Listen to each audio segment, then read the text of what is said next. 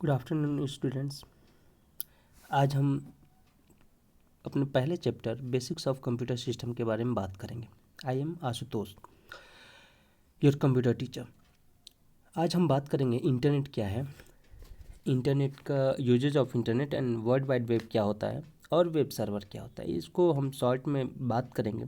तो सबसे पहले हम बात करते हैं कि इंटरनेट क्या होता है। इंटरनेट एक नेटवर्क होता है। इंटरनेट क्या है? एक नेटवर्क होता है जिससे आपका लोकल सिस्टम और वेब सर्वर कनेक्टेड होता है, और उस वेब सर्वर से बहुत सारे सिस्टम्स कनेक्टेड होते हैं। तो आपस में सभी सिस्टम एक दूसरे से जो कनेक्टेड होते हैं वो इंटरनेट के थ्रू होते हैं। जो नेटवर्क ग्लोबली होता है वो इंटरनेट कहलाता है। ठीक है, तो ग्लोबल नेटवर्क क्या कहलाता है? इंटरनेट कहलाता है। यूजेज ऑफ कंप्यूटर इंटरनेट को हम ईमेल सेंड करने के लिए, एजुकेशन एंड रिसर्च में, कम्युनिकेशन के लिए, करंट अपडेट्स के लिए, बैंकिंग के लिए, बिजनेस के लिए और ई कॉमर्स के लिए यूज़ करते हैं। ईमेल मतलब अगर हमको किसी को ईमेल भेजना है तो ईमेल के लिए इंटरनेट होना ज़रूरी होता है। अगर आपको कुछ पढ़ाई करनी है, जैसे अभी आप पढ़ रहे हैं तो इंटरनेट की हेल्प से पढ़ रहे हैं। अगर आपके मोबाइल में अगर इंटरनेट कनेक्शन नहीं होता तो आप व्हाट्सअप नहीं चला पाते और ना ही हमारा वीडियो ये देख पाते। कम्युनिकेशन कर सकते हैं, आप हमसे कुछ भी पूछ सकते हैं, क्वेश्चन कर सकते हैं, आप करंट से अपडेट रहते हैं। पेपर पढ़ रहे हैं या फिर कोई भी न्यूज़ पढ़ रहे हैं तो उससे आप अपडेट रहते हैं। बैंकिंग आप अपने मोबाइल में यूज़ कर रहे हैं इंटरनेट की हेल्प से। बिजनेस कर सकते हैं, ई कॉमर्स आप इंटरनेट की हेल्प से खरीद बेच सकते हैं। ठीक है। वर्ल्ड वाइड वेब क्या होता है? Collection of data on the network that is formatted in HTML accessed by the HTTP that is called world wide web. तो वर्ल्ड वाइड वेब सिंपली एक कलेक्शन ऑफ कंटेंट होता है जो हमारा server पे होता है। तो वर्ल्ड वाइड वेब और इंटरनेट में अंतर क्या है? इंटरनेट नेटवर्क है और world wide web collection of content है। ठीक है, जो HTML के यूज़ से बनाया जाता है। जो वेब पेजेस HTML के यूज़ से बनाए जाते हैं वही कहलाते हैं वर्ल्ड वाइड वेब। चलिए अब हम बात करते हैं वेब सर्वर के बारे में। वेब सर्वर क्या है? जैसे कि हमारा लोकल सिस्टम है और एक सर्वर होता है, सबका अपना सर्वर होता है। जैसे कि बैंक का अपना सर्वर होता है, रेलवे का अपना सर्वर होता है, कोई बड़ा ऑर्गेनाइजेशन है, इंस्टीट्यूशन है, उसका अपना सर्वर होता है। तो बड़े बड़े जितने ऑर्गेनाइजेशन होते हैं उनका एक अपना सर्वर होता है। क्या होता है? जैसे मैंने गूगल पे सर्च इंजन पे अगर कुछ लिखा, किसी वेब पेज के लिए मैंने रिक्वेस्ट सेंड की, तो वो रिक्वेस्ट जाता है हमारा वेब सर्वर के पास। कहाँ जाता है? सर्वर के पास। सर्वर क्या करता है? उसको रीड करता है और उसको सर्च करता है कि जो भी हमने लिखा है एड्रेस, क्या वो फाइंड हो रहा है। अगर फाइंड होता है तो तुरंत वो हमको एक रिक्वेस्ट पेज भेज देता है हमारे सिस्टम पे।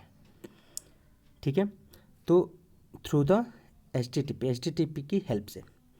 तो अगर बेसिक डेफिनेशन की बात की जाए कि what is a web server, हम बात करते हैं कि वेब सर्वर क्या है। Web server is a computer where the web content is stored. Web server क्या है? जहाँ पे large amount of data store होता है वो कहलाता है web server. Basically web server is use to host the websites, but there exist other web server also such as gaming, storage, FTP, emails, etc। Web server जो है वो websites को host करता है और दूसरे भी वेबसाइट्स हैं जैसे कि gaming, storage, FTP and email. Okay, तो समझ में आ गया कि वेब सर्वर क्या होता है। लार्ज अमाउंट ऑफ डेटा को स्टोर करने के लिए वेब सर्वर का यूज़ किया जाता है। ठीक है, अब हम देखते हैं कि how web server is working. कैसे वेब सर्वर वर्क करता है? वेब सर्वर क्या करता है कि क्लाइंट रिक्वेस्ट, जो जैसे कि अगर हम कंप्यूटर पे बैठे हैं तो हम क्लाइंट हो गए। ठीक है, हम कंप्यूटर को दो तरीके से रिक्वेस्ट भेज सकते हैं।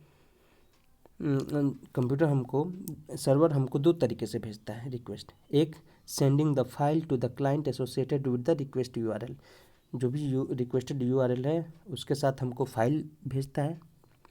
ठीक है, और दूसरा रिस्पॉन्स जनरेट करता है, मतलब एक डायनामिक पेज क्रिएट करता है। डायनामिक जो अपने आप बदलता रहता है। जैसे अगर स्कूल की कोई वेबसाइट आप खोलते हैं तो क्या आप उसमें चेंज कर पाते हैं? नहीं, वो स्टैटिक वेबसाइट है।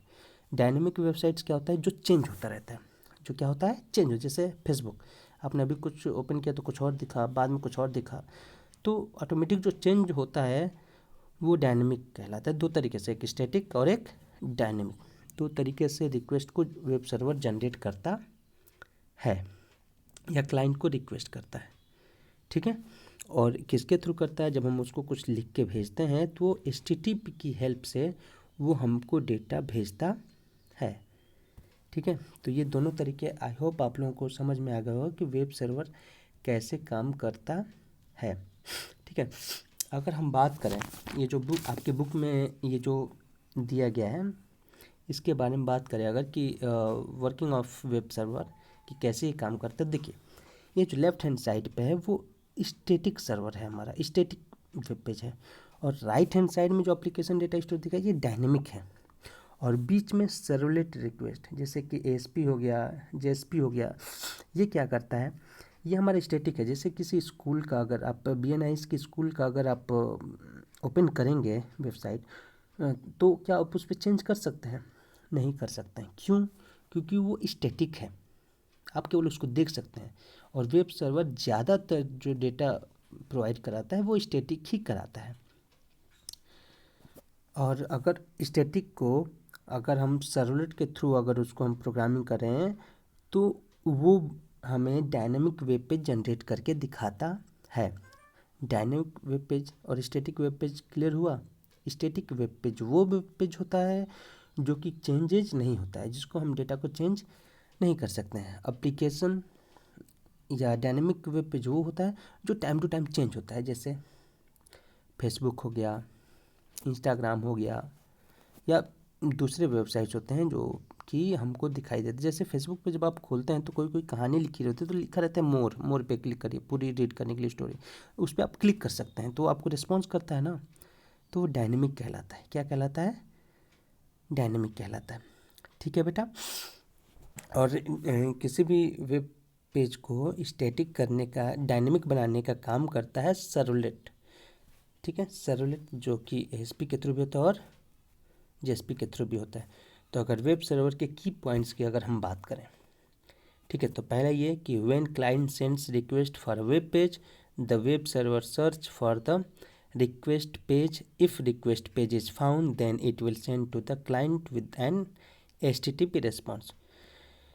जब कोई भी क्लाइंट रिक्वेस्ट किसी वेब पेज के लिए, हम जैसे हमको google.com पे हमने डाल दिया, ठीक है, अगर हमने उसको सर्च करने के लिए भेज दिया तो वो क्या करता है, उसको रिक्वेस्ट को लेता है, उसको मैच कराता है, अगर मिल जाता है तो वह HTTP के थ्रू रिस्पॉन्स कर देता है। HTTP hyper text transfer protocol के थ्रू वो हमको क्लाइंट को रिस्पॉन्स दे देता है।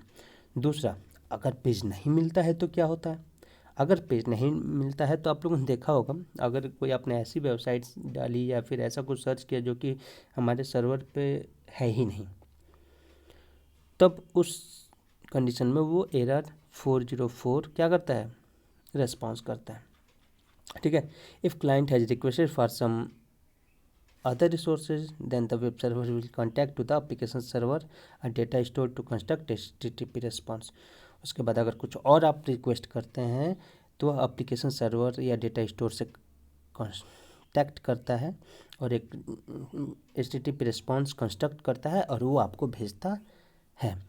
तो आज के लिए इतना ही। आप देखिए, अगर कुछ नहीं समझ में आता है तो पूछिए। हम वेब सर्वर आर्किटेक्चर के बारे में अगले वीडियो में बात करेंगे। Thank you class.